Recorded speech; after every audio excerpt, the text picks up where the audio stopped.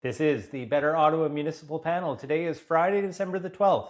My name is Neil Saravanamutu. I'm joined by Joanne Chianello and John Willing. Hello to you both. Hello. Hello. So, as everyone can see, we are in person here. It's been a long time since we've done that. Yeah, we're in your beautiful home, decked out for the holidays. This is way better than me in my office. I don't know if the viewers can see at home, but we're by a fireside. So this is a fireside chat. We have a real fireside chat. I feel the fireplace. The fire is not actually on because we don't want to burn anything down, but it is the closest that we've ever had to a fireside chat. What? I feel like I need a brandy sniffer here. Yes. You know, well, we talk about Muni Poly. Yeah, and, too much. Kind of a little simple on occasion, John. That's right. right, Neil. Yeah, it's better than being in a park.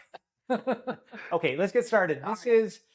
This is budget week, essentially, the culmination of a month of budget discussions at City Hall. Now, let's just start with the headline. So, first of all, not a lot that was different than what we saw in November. We have a 3.75% property tax increase. We have a budget that is $5.2 billion. So it's important to realize that's a lot of money. That's about $5,000 per person in Ottawa. Capital budget of $1.9 billion. Perhaps the one area that stood out was the police budget, which is up by 5%. So that we all knew that. We've been talking about that over the last month. But John, maybe you can get us started with the council discussion that happened this week. And there's always one or two issues that come up that get all the attention. So what were they this time around? Well, for me, guys, I think it was transit and police. And by the way, the council meeting, I think it was a 9-hour discussion on the budget, wasn't it? Yeah, I think exactly. I think they got out of it at 8 o'clock. It started at 10 and they got at 8 p.m. they were done. And I remember watching it and I was like, it's about 1 o'clock and they're just finishing the police budget, which was the first thing they're discussing. I think library took about 5 minutes and then it was the police budget. And the mayor was making some jokes. He's like, okay, that's done. We're one of 12 budgets we have to pass today. So. Well, and I was actually kind of surprised how long it went. I mean, I finished washing the dishes after dinner, and then I flicked on my YouTube, and I saw they're still live, and I got to see Mayor Sutcliffe deliver his very campaign-esque remarks at the end before the vote. And so, I mean, it was a big day, but it was a consequential budget, of course, policy-wise, but also politically, because this is the budget that everyone who's going to run again is going to take to the doors over 2026. Yeah, so we're going to talk about what the councillors had to say as the budget closed and their closing remarks, which are always very indicative of where they have their main messages. But before we get there, John, can you just remind us what happened on the transit budget? Because that's where the discussion was, as you point out.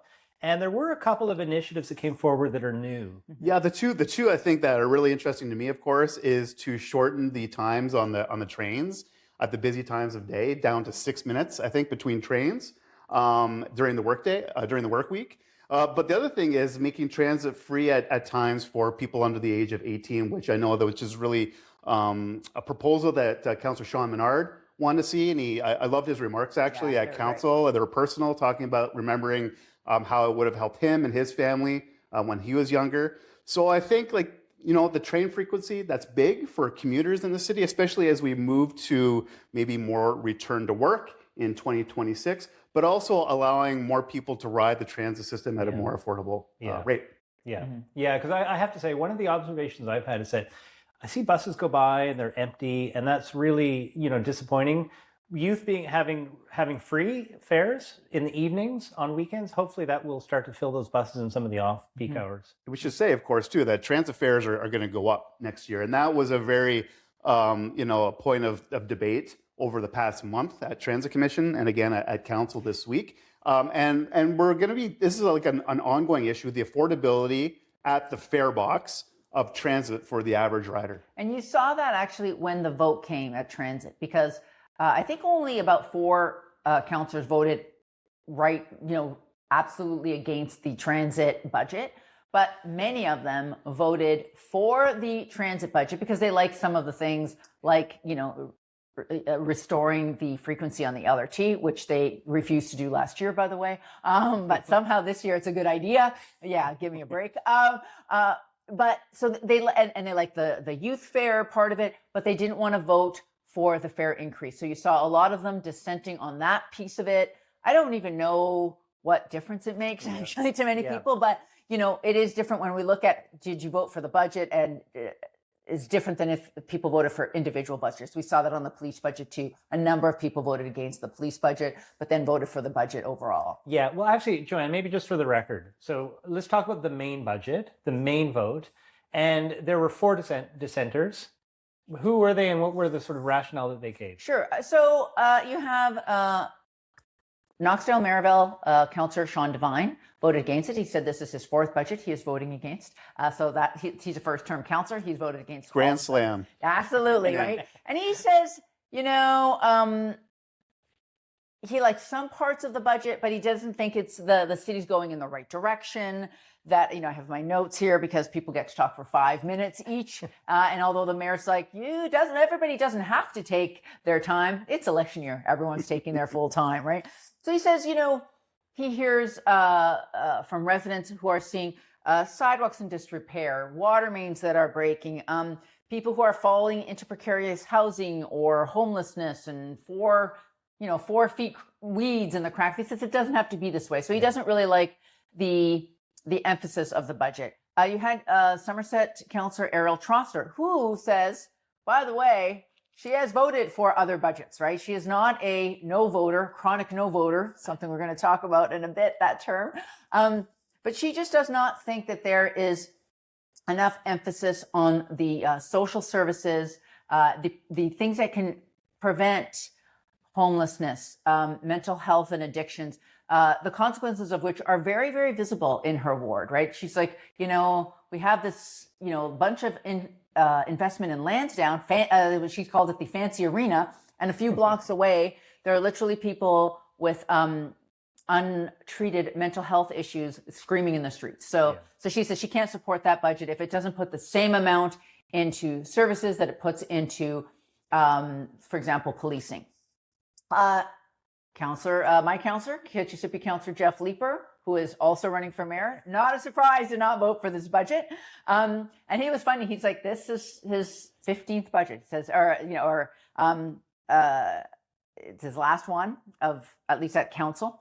And as a city councilor. As a city councilor, you never know exactly. But I had to smile when he called them the Watson-Sutcliffe budgets. He wanted to remind people that he believes that Sutcliffe is a Watson 2.0.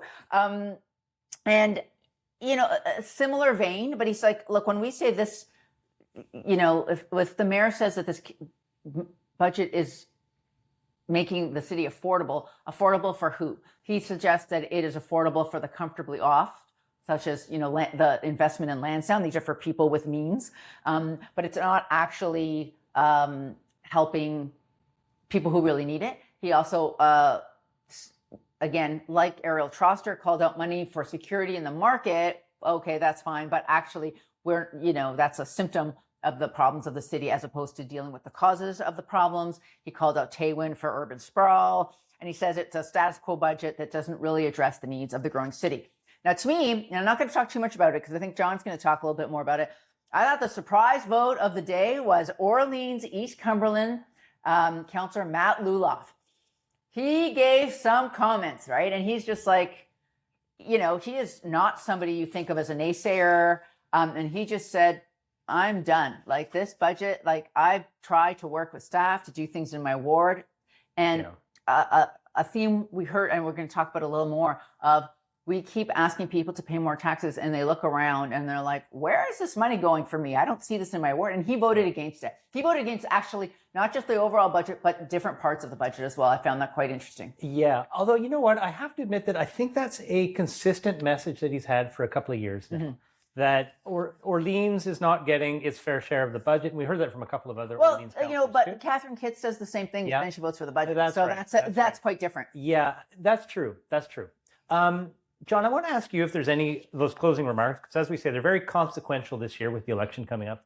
Are there any that really stood out for you? Yeah, well, for me, it was Councillor Luloff. And just to talk about the Eastern councillors, like the joke or the kind of the term coined for the Eastern councillors is the Eastern Bloc, right? Because often they're on the same page about the issues they care about, and they, for years before these councillors were voted in, have talked about the East End being shortchanged.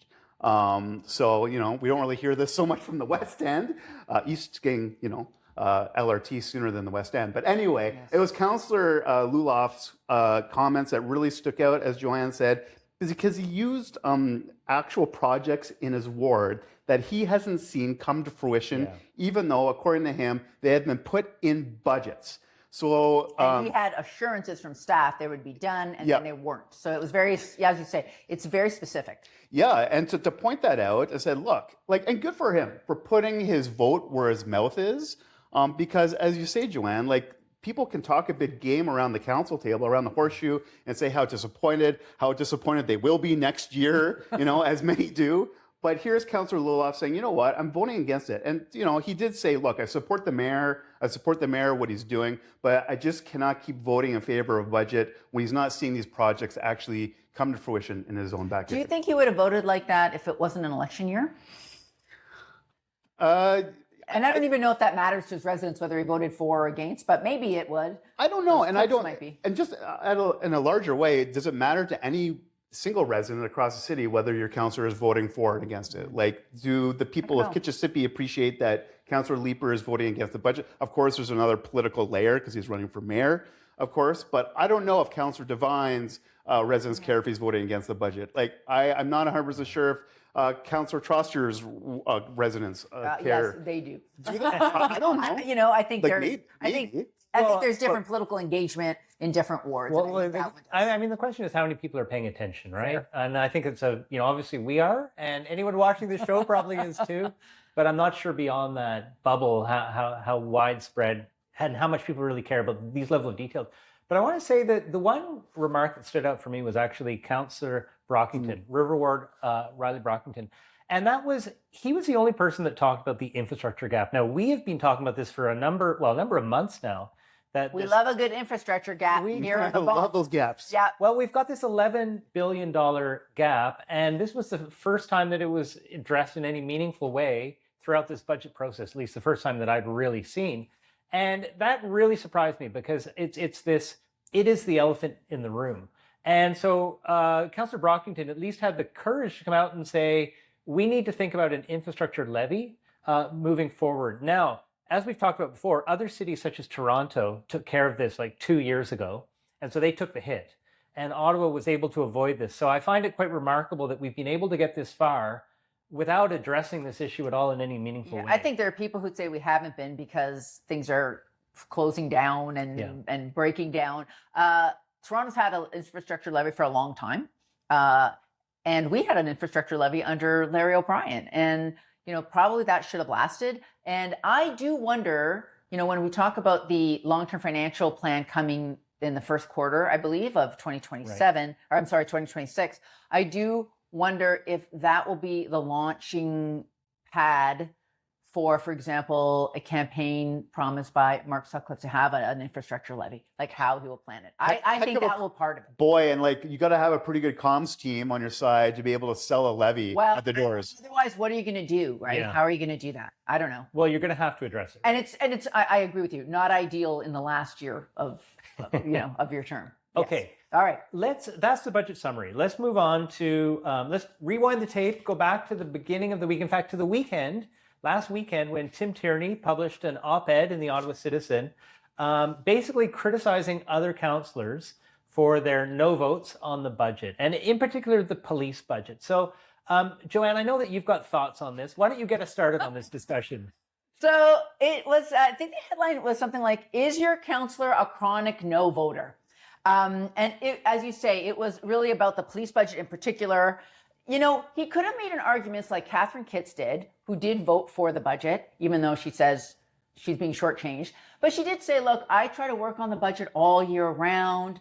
I don't go for the headlines. I mean, it was obviously like who she was talking about, some other people around the table. It was a bit contentious, actually. But he didn't make an argument saying, people need to work harder to get together or reach across the table to make plans. He basically just made bonkers arguments. Like he said, hey, look at the councillors who chronically vote against the police budget. He's talking about Ariel Troster and I think Jeff Leeper and Kitchissippi. These are the areas where we've seen the most increase in violent crime. Like, what does this mean? Are you suggesting that the police go less to wards where people have voted against the police budget? Of course not. Policing is not spread around by voting. And if anything, what it shows is that increasing the police budget does not actually address crime, at least not all the time. It sometimes can, it sometimes doesn't. So he also talked about police alternatives having been failed experiments for the last 10 years. I actually don't know what he's talking about because he doesn't say. He might mean consumption sites. I don't know. I don't want to give him the benefit of the doubt. I don't know why I should. But the Anchor program that is a 1 year, that has been a pilot for 1 year, which is, if you see someone you think is in having a mental health crisis that doesn't seem dangerous, you can call 211. And a crisis team will come instead of police. And in the past, you might call 911. In the first year pilot project, it has been a smashing success. So I don't know what he's talking about when he says these have failed. The other thing is, I have to read this part because he opens it with an election year ahead, there isn't a lot of room for political theater. This is coming out of the mouth of Tim Tierney, the most political, theatrical actor around. He's throwing pylons off a highway. He's bringing giant signs into the council chambers. Not to mention, this whole op-ed is political theater. And also, it has to have been green-lighted by the mayor's office. I do not have that confirmed. I just want to stay on the record. But he references, I, like the mayor, am voting for the police budget. I'm supporting the mayor's plan, right? And so I do wonder, as I end my little talk here on the op-ed, if over the next year, we're going to see Tim Tierney be the bad cop in this election, supporting Mark Sutcliffe, to Mark Sutcliffe's good cop persona, which he plays very well. But isn't that the role he's played before too, Tim Tierney? I remember he went down to CFRA at one point. I think it was something about the library and was talking about some opponents to the super library at the time too. And I just don't know why he needed to write this op-ed. No. Yeah. On the flip side, I'll say this. I think that he has harnessed an interest that's, I don't know about municipally, but provincially, maybe and nationally too, about public safety. I think Councillor Tierney is a political guy. Mm-hmm. He reads politics quite well. And I think that it's a safe thing to say that people are really interested in public safety, especially downtown. But the thing about municipal politics, and we know this, it's messy. There's no party system in Ontario municipal politics. Not everyone has to vote on party lines or what they perceive to be as the power lines at city council. And that's what makes municipal politics, in my mind, so great too. Everyone has their own individual votes. And to call out people who aren't siding with all the yes people, the yes men and women, I guess, on council is the alternative, then I think it's a little strange. Well, it's obviously 100% political. The police budget is in zero chance of not passing by a lot. You heard, actually, one thing that stood out for me was Councillor Teresa Kavanagh, one of the progressives. She voted for the police budget. And, she talked about how she was attacked, actually. She said she's okay by someone having a mental health crisis. And the police came quickly and helped her, but also social workers. And to me, that was a big example of how we need all of the services, right? Yeah. Working together. And so, this is not necessary, this op-ed. It was only for politics. It was only to throw shade on Jeff Leeper running for mayor, who, I don't know, obviously Tim Tierney doesn't support Jeff Leeper running for mayor. And I just wondered if it was, I'd love to end with this, because I would love to know what the consultation was between the mayor's office. Did Tim Tierney just throw the mayor's name into this op-ed? Possibly, but I don't know. It's hard to believe anything would come back on it. Yeah, for sure. But just to say, let the election season open, I guess. Oh, by the on that front, one of the other comments from the closing remarks at the budget was the number of people that were sucking up to the mayor. It was, we had Steve DeRoche saying, you did such wonderful work getting the other levels of government to contribute. We had Kathy Curry saying your absolute leadership on economic development. It was just, honestly, it was just too much. Maybe they're hoping to get some of the found $20 million that they're going to spend on. Well, they haven't said what they're going to spend it on. It looks like a little spending slush fund, right? One of the things we found was the treasurer found $1.2 million because of growth, boring stuff. But what they're going to do is take that money to borrow $20 million and to pay for that. And now that money, will be used over the next year on projects throughout the year. Where are they going to be used? Are they going to be used to the people sucking up to the mayor in those wards? Maybe, right? So the budget is very political this year. Sure. More so than other years. Okay, let's dive down on public safety. And John, you're right that a number of people are sensing this is a hot topic. I think it has been for a while, and it will continue to be, to the point where early in the week the mayor held another one of his press conferences to talk about what he was doing on public safety and what this budget was doing on public safety. So he had the police chief, he had the fire chief, he had the paramedic chief all with him.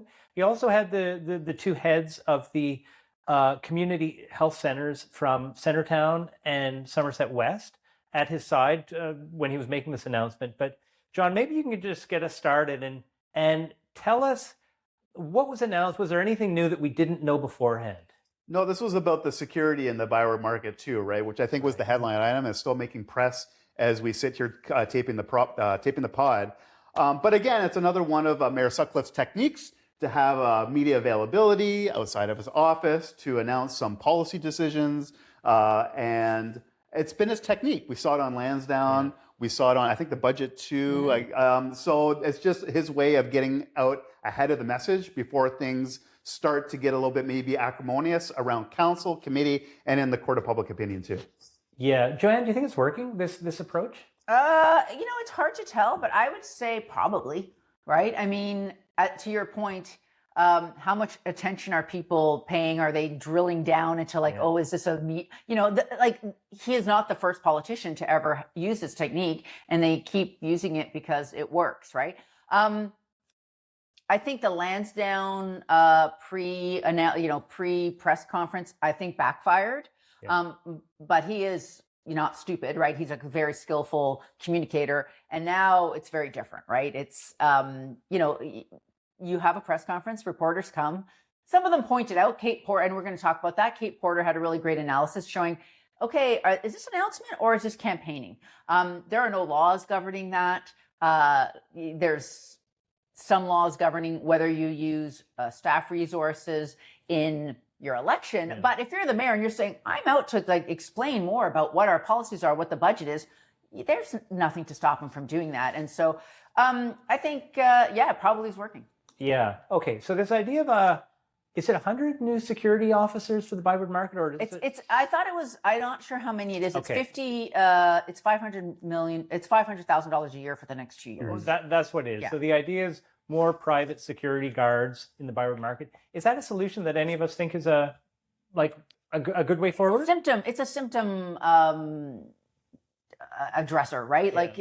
Yeah. There's lots of studies, to be honest. My economist daughter is always telling me, even though she's a lefty, she's like, well, actually, when it does deter sometimes crime or bad behavior to see police or authority figures around. What can they do exactly? I don't know. And it certainly isn't going to address the issues, the underlying issues. I think you made a point last week that it also, pushes problematic folks into other neighborhoods. And how is that helping? So, to the businesses in the Byward market, someone was saying, it's, the mayor's succumbing to pressure from those businesses. Those businesses are what's keeping the Byward market going. Yeah. And they're having to put out a lot more expenses than other businesses. You want them to stay there. We should help them. But does it really actually address any of the actual problems that are continuing? No, to Ariel Troster's point. Yeah, the danger is managing expectations for people in the market. So if you have private security guards, they're civilians, they're not going to detain people. But they are eyes on the street, they're eyes in the neighborhoods, so that if something fishy is happening, they can call police and they can handle the situation. So we'll see how this happens. How this rolls out. I think it's working through the BIA too. And interestingly, and I think we talked about this in the last pod, the money's coming from the municipal accommodations tax too, right? So I'm sure hotel owners have a say into what they'd like that money goes, and that's a place they'd like it to go. I don't know if you saw it, but Bruce Deitchman had an op-ed in the Citizen this morning, Friday morning, about this topic. And I must say I agree with this point, and that was that what happens if something serious occurs? And are these the right people that are able to respond? If something escalates, are these people trained in the mental health concerns that that have been so problematic in the market? I think that's a fair concern. Mm-hmm. It's not an approach that we've used a lot of in Ottawa. Well, I don't think we've used it at all in Ottawa in terms of public spaces. But you're right, Joanne, that this is more about symptoms and really trying to get to some of the causes of what's going on in the market. We're just scratching the surface there. And I could just say this quickly. Like we just talked about Councillor Tierney lamenting the fact that we're trying alternative policing models. Well, this is one of them. Yeah. Like we're trying to find ways to affordably improve public safety in a key district of the city. And we're going to try this and see if it works. 2 years of funding, and we'll see what happens. Yeah. Okay. Another thing that happened this week was the mayor had his, I think it's monthly breakfast, and it was a big one. He had the Prime Minister. Just that little thing. Yeah. I have a small guest for us here today. He had the Prime Minister come in. So, Joanne, maybe you can start us off with, there was a couple of announcements that were made. The big one was around housing. So, what was announced? This is the Build Canada Homes announcement. It was a key, central plank of the Prime Minister Mark Carney's platform during the election, and it was to provide financing to make housing more affordable. And there's kind of two trenches, and the way we talk about affordability is super complicated because there's market affordability, which is basically, usually it's around like 80% of what the market rates are. So it's it's I think aimed at really middle class people. And then there's non-market housing, which is aimed at like 30% of your income. So say you're on ODSP or you have a very low income, it should be aimed to you. So it's very low. So the big announcement was joint partnership between the feds and the city of $400 million. That is not chump change. This is Ottawa will be the first city to actually partner with the feds under the Build Canada Homes. And it could build up to 3,000 new non-market and market affordable homes. So it'll be like 2,000 homes on federal land. And I think part of that will be the Heron lands that were announced earlier on as federal land that we could build homes on. And this was the part I thought was most exciting personally, and that is 1,000 affordable and supportive homes that are already on the list that Ottawa has, like in the bank of things they want to build. So that will be really interesting to see. That's pretty much all we know. Like there are no details. And so that's going to come to council. Like I have some, interesting thing. First of all, let me just say, great announcement. I put it under the category of cautiously optimistic. That phrase. I know. But when we talk about it being, for example, $400 million joint partnership, does that mean it's going to cost the city $200 million? Yeah. I don't know. Like we're going to waive property taxes or at least reduce them for nonprofit housing, which is allowed under the province. Where are we going to get that money from? Is that going to be part of the money that the feds give us? I know the Carney campaign promised to, for example, reduce development charges for homes and to make the city whole, you basically pay the city back. Is that part of the deal? So a lot of questions, but it was a very big, it was a who's who that day. It was like more than 1,000 people. And it was over at I keep wanting to call it the Shaw Center. I think it's the Rogers Center now, not the Skydome. This Rogers Center. Yeah. So a huge announcement, big PR, positive event. Speaking of fireside chats, Mark Sutcliffe interviewed. He's so good at that stuff, right? He's so natural at it, having been a professional broadcaster.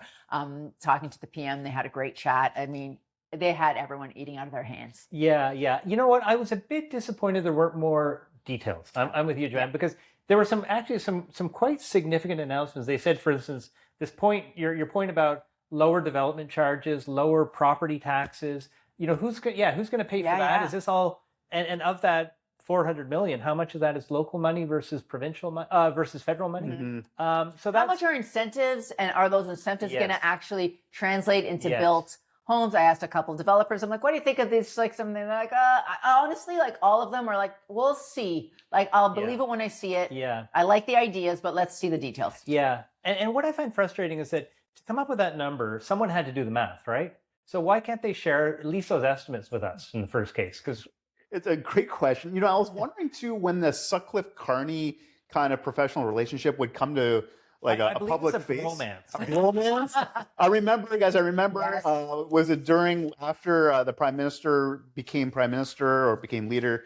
There was a shot of Mayor Sutcliffe and Prime Minister Carney having breakfast at John's place. In our neighborhood. yeah. And so I thought about that when I first saw that. I thought that's really interesting. I wonder when we're going to see the kind of the fruits of that relationship. And so maybe this is it. Coming up ahead of the fireside chat with the mayor and the Prime Minister, I was kind of wondering what this announcement would be. I was wondering if it was going to be something to do with infrastructure. I know the federal government's been talking about maintenance and municipalities for this and helping them out, but housing, of course. And it makes sense to do this, I guess, in the city of Ottawa. Think about all the federal lands that could be unlocked too. I mean, so most of this will be on federal land, right? Yes. 2,000 of the 3,000 units they're hoping to build are going to be on federal surplus land. And what even else though is they're out also going to send everybody back to work, so I don't know if they want to. They better watch that they have enough land. But anyway, they need to build more federal buildings all of a sudden.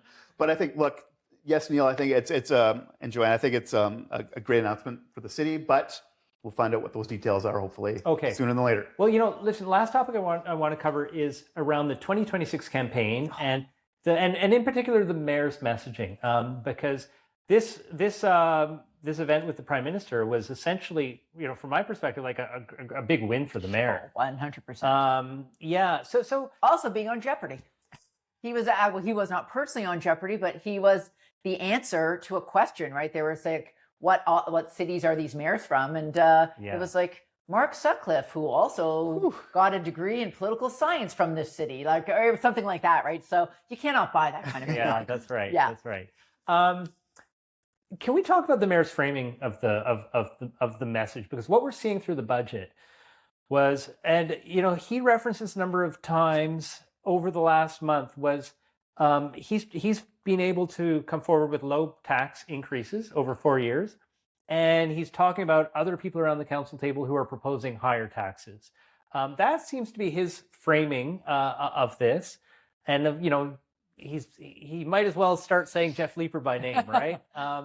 But what we're hearing from Jeff is really messaging around a city that works versus a city that doesn't work. So what do you think of that messaging and who's winning the battle up to now? Yeah, Matt Luloff. Like if you are actually, but if that is the messaging, and you heard it from a lot of councillors who mostly voted for the budget, it was the weird thing. Yeah.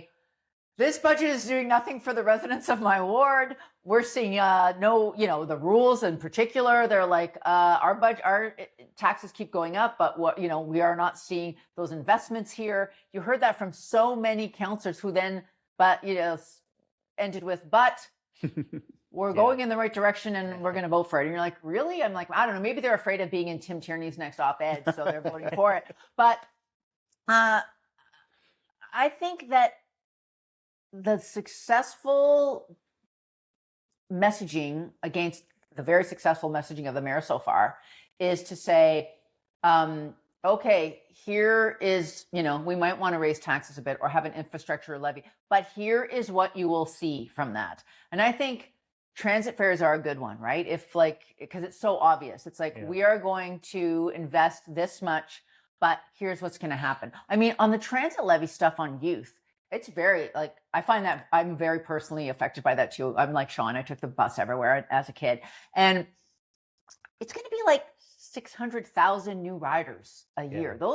That's a cultural shift in the city, right? So can you say, this is what's going to happen in your park, or that park you've been waiting for, or, here's the renewal you're going to see on, the streets, or the in my ward, Parkdale is a disaster. Here's the bike lane we're going to put in so you don't die, like when you're trying to get on the river, things like that. So I think that's what we're going to have to see because I think Jeff Leeper's issue now is he has to somehow be a just higher taxing version of Mark Sutcliffe. So how does he do that? And I think it's the Matt Luloff model, which I just made up now.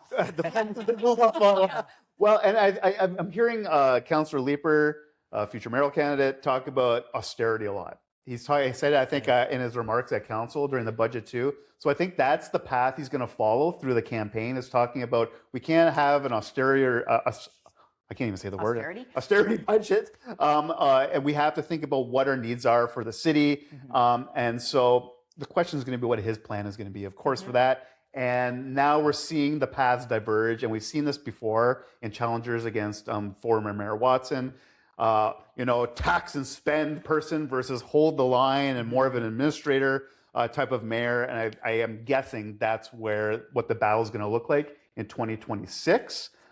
Now, the interesting thing is, of course, Mayor Sutcliffe has access to all the city resources within City Hall to, figure out a plan for an election, a finance plan, I think. But, Councillor Leeper does too. He's a councillor. He has access more than anyone else outside of City Hall to staff and resources to figure out what's going on in the books. So, I mean, it could be interesting, but the messaging is going to be really key. Mark Sutcliffe's messaging is really good. Like, after this council meeting, I do think we need more investment in certain things, social services for sure, transit for sure. But, in the media veil, those are fairly decent answers. I don't always think that. It's like, look, it's not easy. Like, this budget's not perfect. But we're going with a balanced approach. That is what people love to hear, right? Like, yeah, we're getting some things done. It's incremental, but he's like, I'm never going to bring in the taxes like you saw in Toronto, which is like 9.5% one year, 6.5% the next year. And as much as you might think that, okay, we want more things done, the other thing people tell you is like, everybody wants to go to heaven, nobody wants to die, right? Like, I don't want to pay more taxes, but I want more stuff, right? And he's talked about, look, my budget has support across party, like across ideologies and political thought and across the city. And he is right. Well, I wanted to ask about that because he said that a couple of times. And it seems to be a key concern for him that he's got a budget that's getting support from councillors in a diversity of councillors, both, as you say, geography as well as politics. Yeah, he did that during his campaign in 2022. The idea, like, I have a big tent, there's a big tent here, and like Matt Lou, and you've seen progressives. I want to use air quotes around that, but Sean Menard, Teresa Kavanaugh, Jessica Bradley, Lane Johnson, they voted for this budget. They didn't vote for all the parts of it, right? And you have someone like Matt Luloff, who was, I would say, right of center, almost was the conservative candidate in the last federal election, voting against it, right? So I think that if you looked only at the votes, not if you looked at all of their comments on what they said about it, which is why we actually heard that. We're going to see those clips in a lot of upcoming campaign material from Wednesday. But, his messaging is really strong. But to the budget comment, though, I was laughing because I didn't realize this. I saw it in Kate Porter's analysis. He made a pre-speech of the day that the budgets were tabled. And on it, it said, I can't remember. I didn't write it down. It was like strong. I don't know what it is. But it was basically his campaign slogan. He had it at the podium. Yes. Yeah. So, yeah, it's on, as you say. It's on. It's on. Yeah, it's definitely on, right? So the last question is, we've talked a bit about this already, but the mayor is able to get out there every day. He's got some sort of announcement, some sort of activities in front of an audience.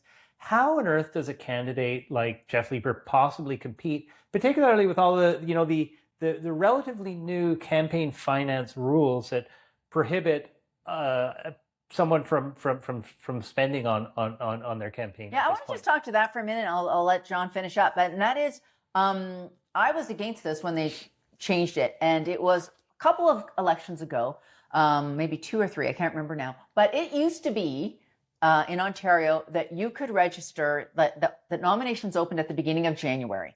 Long election period. Time, right? And the election is in October. And sometimes it used to even be in November. So you're looking at 10, 11 months of electioning. And so that seemed too long to some people. So if you're a councillor, you have a 4-year term, one of those years, you're also running for your job again.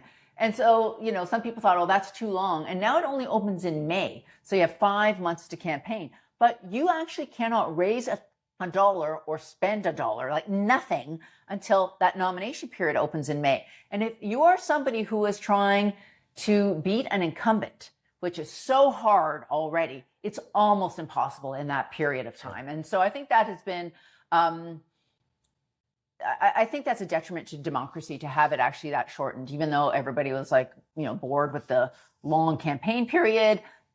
If you want to give people a chance, like that's what you needed. I mean, that's the advantage of any incumbent at any level of government, though, too, right? People are going to come to the Prime Minister or the Premier their events during the campaign period. The mayor, right, is always going to have a podium. But I think if, right now we see Councillor Leeper as, from what we can see, the main contender right now against Mark Sutcliffe, I think if he wanted to hold availability to talk about something, people will show up. Because I know, being in the press, people like seeing that political acrimony, especially in election year. We want to have a sharing of ideas. What other alternative ways of governing the city are out there? Councillor Leeper, I think, if he wanted to get his message out there, people will listen. Yeah. And also, you see the media doing that already, right? Whenever the mayor has an announcement, most stories, you'll see that they've gone to Jeff Leeper to get his comment on it. So that is kind of a natural thing that happens. But, there's nothing to stop him from having events, getting volunteers together to do things, but you can't actually give out any paper. And which is tricky. It's interesting, this idea that the campaigns are not supposed to open until May. I think in the past it's true that there hasn't necessarily been a lot of excitement in municipal campaigns, but I don't know, maybe it's just us, but I think, is it different now? Are not people sort of interested in these issues because they're so close to home? You know what? Since leaving daily reporting, especially covering City Hall for 13 years, I see now outside the bubble. And it's different. Yeah, what's it like out there, John? I mean, it's Air is true. thinner there. Well, I mean, when you're in the bubble, that's all you care about. You go home at night reading city council reports and committee reports and God knows what other else. But when you talk to people, your neighbors, people dropping your kids off from school, they're not paying attention to the latest Lansdowne report or the budget. Or they care about transit. I'll tell you that much. But it's not that you're out in the public. It's that you're able to organize, right? So if you can raise money and start to send out, pamphlets or flyers or whatever, and your name is out there longer, that is a little bit more of a help. I still think it's a huge hill to climb to take down a half decent incumbent, but you had a little better chance with an extra 4 months to be able to do things. Yeah, it was a long campaign period. I always think it's always we're bored with it. But as you say, people either engage or they don't, but who cares, right? It doesn't matter if it's inside the bubble. It's a problem for inside the bubble. It wasn't a problem for outside the bubble. Yeah. Okay, well, listen, that's it for this week. We're going to be back next week with a bit of a year-end wrap, so that'll be exciting. Until then, I'd like to thank Joanne and John for being here today. Great to be here. Thoughts? Thanks for having us here. Yeah. I'd like to thank all of our viewers and listeners for joining us today. We will be back in a week. Until then, this has been the Better Ottawa Municipal Panel.